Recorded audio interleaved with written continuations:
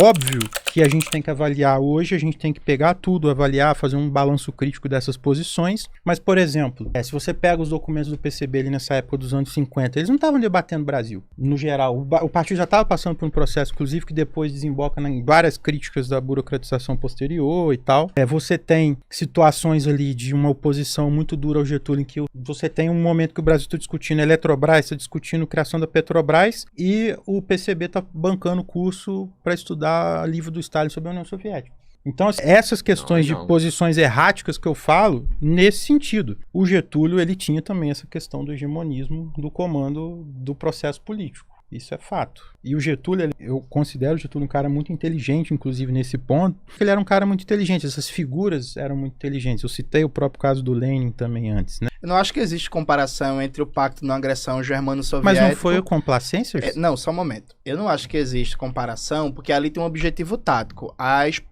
expulsão da Olga do Brasil não tinha nenhum objetivo tático político. Eu não estou defendendo Foi isso. basicamente uma vingança pessoal contra o Prestes. Isso por um lado. Por outro lado, veja, em 1934, o PCB vinha da influência da Internacional Comunista, que era fazer uma igualação entre toda opressão é uma opressão de minoria nacional. Então, existia no movimento comunista, naquela época, uma tentativa de entender a opressão contra a população negra, a opressão contra a população indígena, pela chave de opressão nacional, que não existia de maneira clara ainda, e não existia, não era só no marxismo, não existia, era quase que nas ciências sociais, de maneira geral. Uma compreensão de que o problema da opressão dos irlandeses, por exemplo, na Inglaterra, ou o problema dos poloneses, era um problema nacional que é diferente, por exemplo, da situação dos negros nos Estados Unidos. Então, existia uma tendência que ia para muito além do movimento comunista de ler como minorias nacionais os povos indígenas. Aí o PCB, na sua resolução, colocava a ideia de autodeterminação dos povos, de autonomia dos povos indígenas, na ideia de que vão ser... Não só dos indígenas, negros e nordestinos. Tudo que era opressão se lia pela chave de opressão nacional. E aí a ideia era fazer uma federação tal qual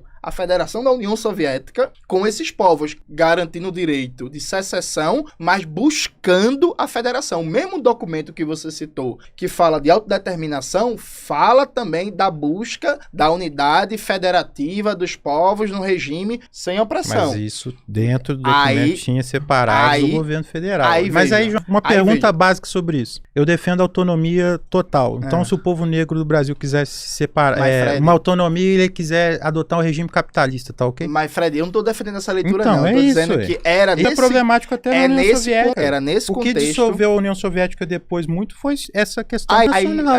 Sim, isso mas explodiu lá na frente. Mas não por essa chave. Mas o que eu quero dizer é o seguinte pra você.